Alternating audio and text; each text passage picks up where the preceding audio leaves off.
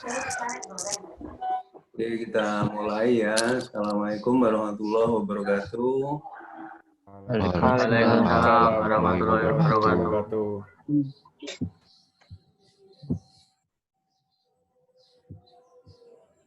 Ya, kita mulai untuk perkuliahan. Ini minggu pertama ya. Untuk mata kuliah yang saya ajar adalah kimia listrik ya. Nah, kenapa Anda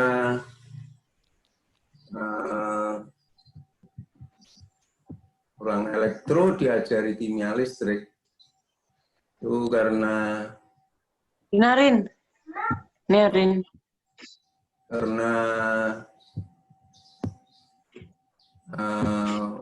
ternyata perkembangan teknologi ya, terutama di bidang energi, terus atau peralatan-peralatan elektronik itu tidak lepas daripada kimia ya, tidak lepas daripada yang ada kaitannya dengan materi, sifat-sifat materi peralatan elektro ya. Jadi ilmu kimia itu merupakan ilmu yang mempelajari ya komposisi, kemudian struktur, juga sifat zat atau materi, mulai atom ya, bagian terkecil dari atom, bahkan lebih kecil dari atom ada, yaitu elektron ya, elektron, proton ya, gitu. Nah, mempelajari itu ya sampai hingga molekul ya,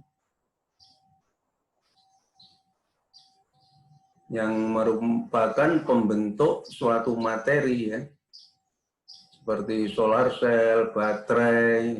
Itu kalau kita tidak mempelajarinya sampai ke tingkat atom ya, tidak sampai ke tingkat elektron, bagaimana perilaku elektronnya, ya kita bisanya hanya ngerangkai saja ya, ngerangkai saja. Kalau ngerangkai saja itu kan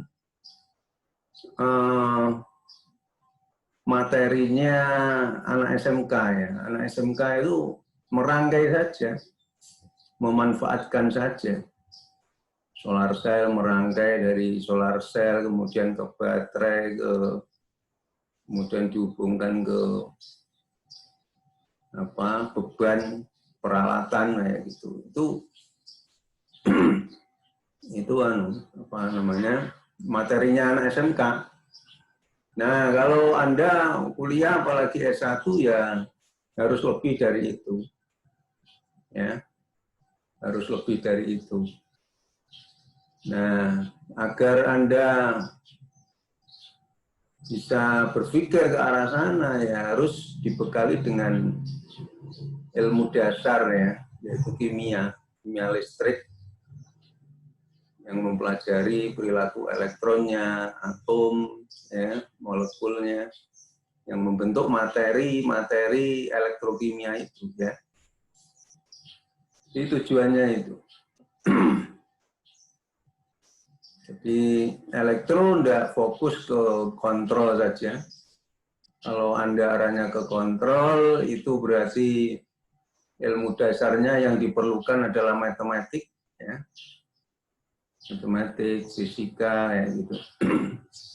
Itu arahnya ke kontrol. Tetapi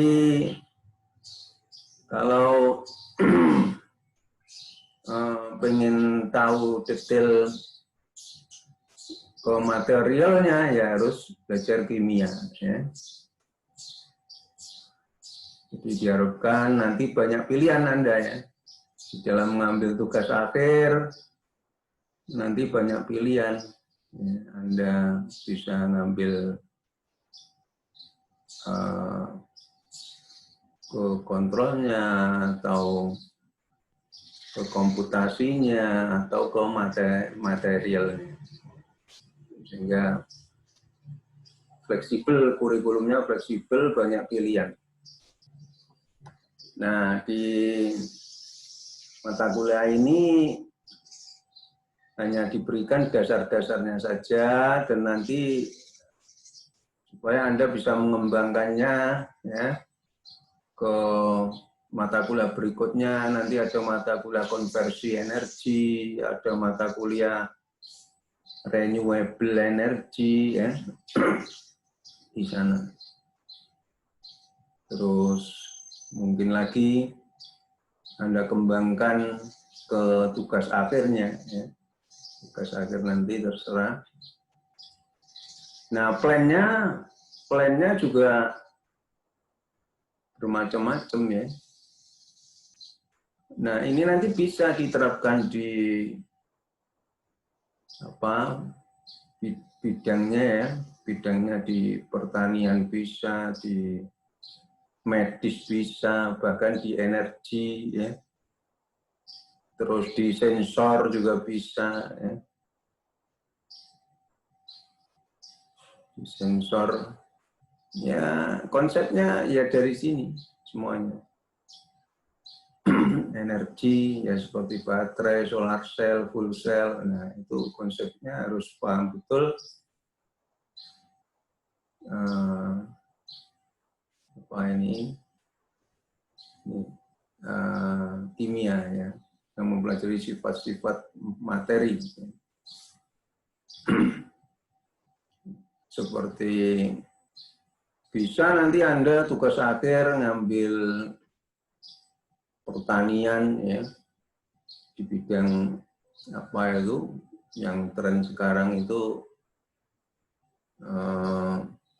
hidroponik ya gitu ya, bagaimana mengontrolnya. Bisa jadi tidak cuma itu, tetapi bagaimana supaya apa namanya untuk menyuplai ini ya, untuk yang namanya tanaman kan memasak untuk kan butuh makanan juga, makanan dimasak dengan proses fotosintesis. Nah, itu tidak lepas daripada ini ya, sama sebetulnya konsepnya sama seperti solar cell gitu.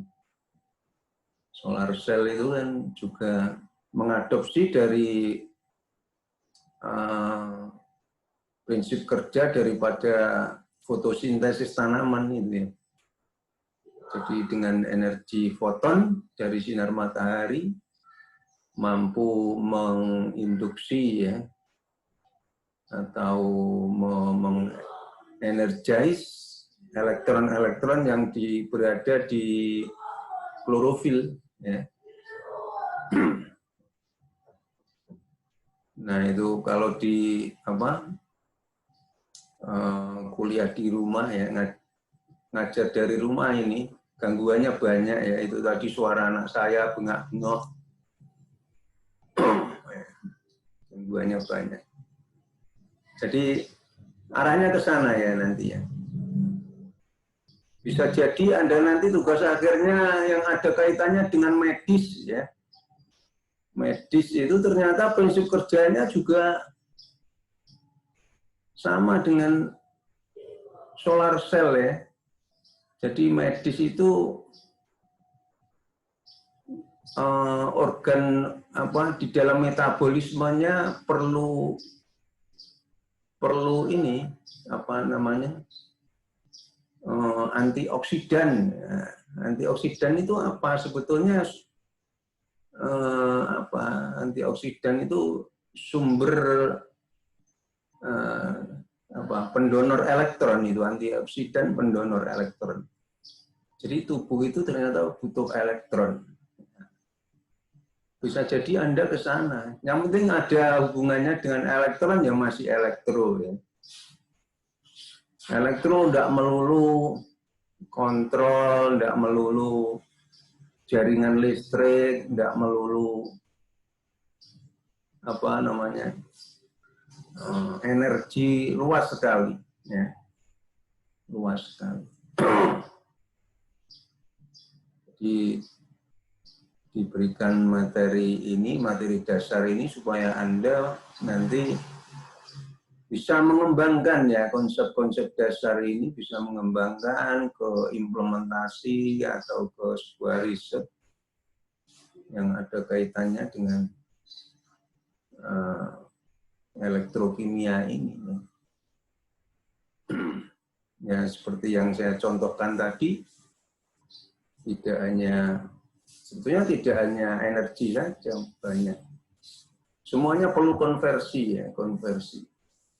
Yaitu tadi, baik itu metabolisme, proses metabolisme di dalam tubuh kita, kemudian proses fotosintesis di tanaman ya, pertanian, itu bisa Anda pelajari. Kalau konsep dasar ini Anda paham betul. Jadi saya harapkan tugas akhir nggak melulu itu aja. Jadi konsep lama yang namanya jurusan elektro ya jaringan, distribusi, jaringan transmisi kayak gitu kan. Enggak, ya, luas sekali. Luas sekali. Yang namanya elektro enggak hanya robot, enggak, luas sekali. Saya harapkan nanti Anda punya ide-ide cemerlang ya untuk melakukan riset-riset ya. Sehingga ilmu pengetahuan ini terus berkembang ya, tidak hanya statis itu aja. Nanti ketinggalan. Negara lain sudah mengembangkan macam-macam ya. Malah sekarang trennya virus corona. Nah, bagaimana mendeteksi virus corona, kemudian bagaimana menghancurkan virus corona itu dengan cara ya itu tadi, kalau paham perilaku daripada elektrokimia ini nanti bisa bagaimana menginduksinya supaya struktur molekulnya itu dengan energi berapa bisa hancur kayak gitu. Trennya sekarang ke arah molekuler ya. Yaitu pengantarnya, kemudian nah jadi ilmu kimia itu sebetulnya mempelajari sifat materi ya, struktur dan sifat materi. Nah, untuk mengetahui struktur dan sifat materi Anda harus belajar skala yang paling kecil dari materi itu, yaitu atom, molekul ya gitu harus. Ya. Oke, untuk itu untuk pertemuan pertama ini Anda harus belajar materi. Materi itu apa sih sebetulnya ya? Materi itu sesuatu yang punya massa ya, punya massa dan punya ruang, yang namanya materi ya. Lain dengan apa namanya?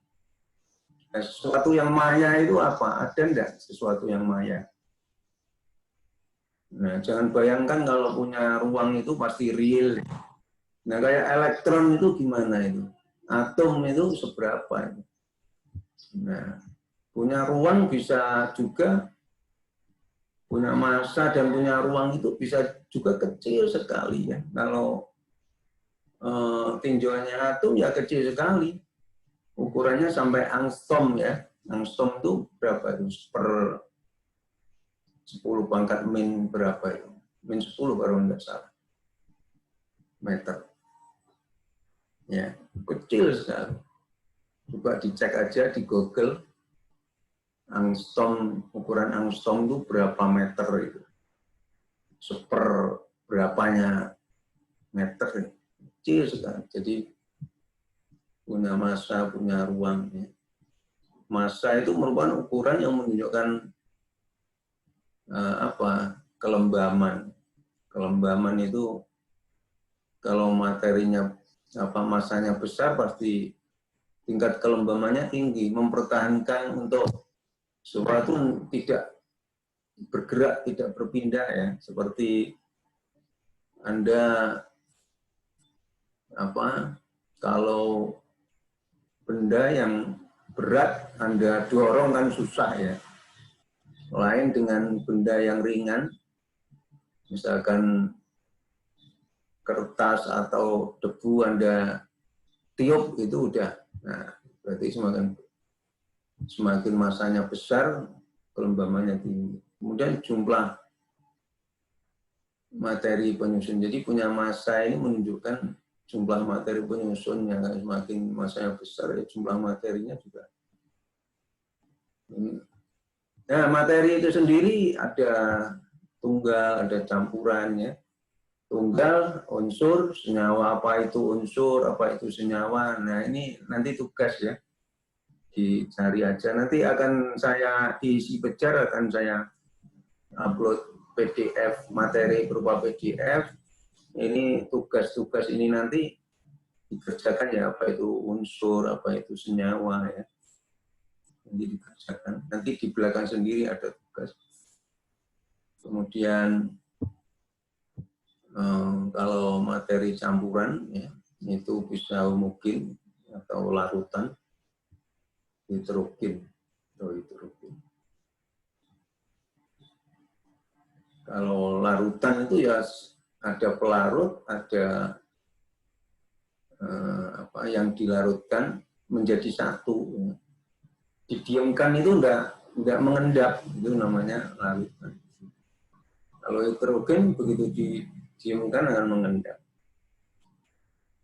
Ya. Unsur tidak bisa dibagi lagi ya. Kalau senyawa terdiri dari beberapa unsur. Senyawa misalkan air ya. Itu terdiri dari H2O ya, gitu ya.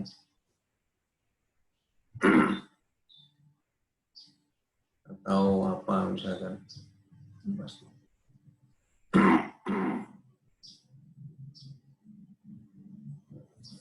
Klorofil misalkan ya, terdiri dari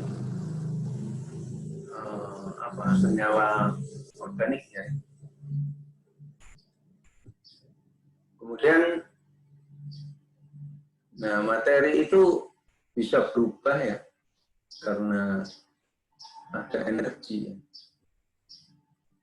Atau bisa juga materi bisa memunculkan energi, juga bisa berubah akhirnya memunculkan energi atau membutuhkan energi, bisa juga. Nah, dari zat semula bisa berubah bentuk ya, tapi masih zat yang sama, misalkan uap air, air direbus menjadi uap air. Nah, ini perubahan fisika. Tapi kalau sudah menjadi zat lain, perubahan kimia, misalkan kertas dibakar, kayu dibakar. Nah,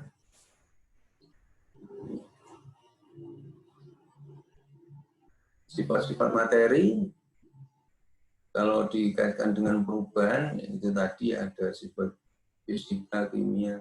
Tapi kalau dikaitkan dengan ukuran, ya, kalau yang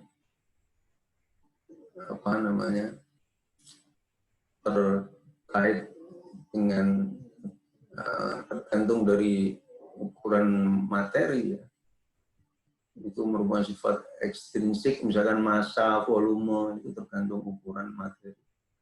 Tapi kalau tidak tergantung ukuran materi, disebut sifat intrinsik seperti bau, warna, gitu ya.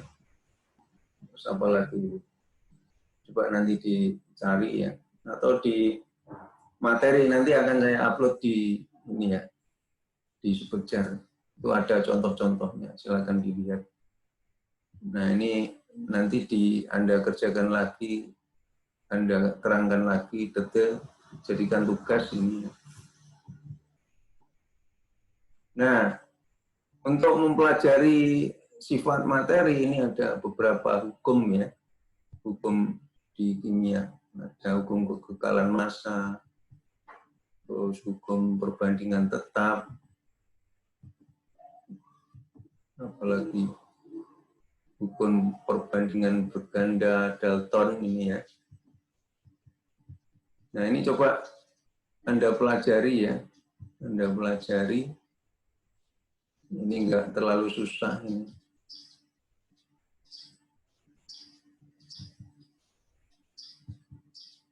Nah misalkan hukum kekekalan massa ini ya. Ini etanol ya. Nah, kalau ada rumus seperti ini, pengen tahu apa ini, apa sih rumus ini? Rumus kimia ini. Ini Anda copy aja di Google ya, di Google, kemudian di search di Google itu akan muncul nama daripada.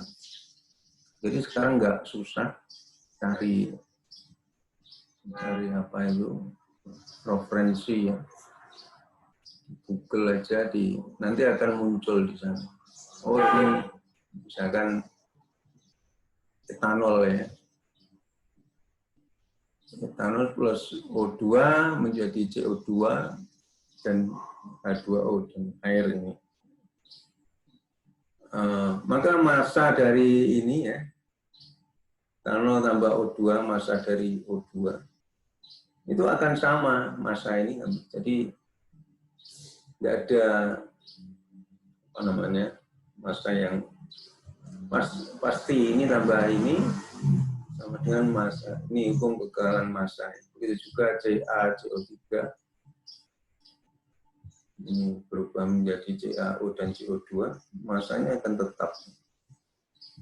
Ini massa CaO3 meskipun sudah berubah bentuk ya, ini juga sudah berubah bentuk. Ini kan perubahan kimia ya ini. Tapi akan berlaku hukum kekalahan massa. Jadi massa ini tambah ini, meskipun sudah berubah bentuk, massanya masih. Ini contohnya. Dan hukum perbandingan tetap dalam senyawa FeS, meskipun ini misalkan kalau ini bereaksi habis ya, ini 56 gram, ini pasti butuh sekian gram, perbandingannya 7:4. Ini hukum perbandingan tetap. Begitu juga untuk membentuk senyawa FeS2. Ya, ini dirubah-rubah pun ini perbandingannya akan tetap. Karena kalau Fe-nya 28, kalau bereaksi habis dengan sulfur membentuk Fe+2 ini pasti butuh sekian. Kalau 14, 16. Perbandingannya seperti ini. Hukum perbandingan berganda ya. Nah, ini dalam senyawa FeS dan Fe+2 ya. Massa S dalam FeS berbanding dengan massa S dalam FeS2 ini pasti 1:2. Tapi sebaliknya ini untuk Fe-nya 2:1. Ini coba dilihat keterangannya nanti di PDF ya, materi PDF yang saya upload nanti di Sijar. Yang penting Anda dalam minggu ini Anda silakan kerjakan, ini tidak susah ya. Unsur itu apa, senyawa apa, campuran homogen apa, hidrogen apa. Coba Anda kerjakan ya, ini ada 10. Kalau nggak bisa gini, ini Anda copy ya. Misalkan soal nomor 4 ya. Ini di blok aja. Soal nomor 4 ya, misalkan ini di blok aja. Nah.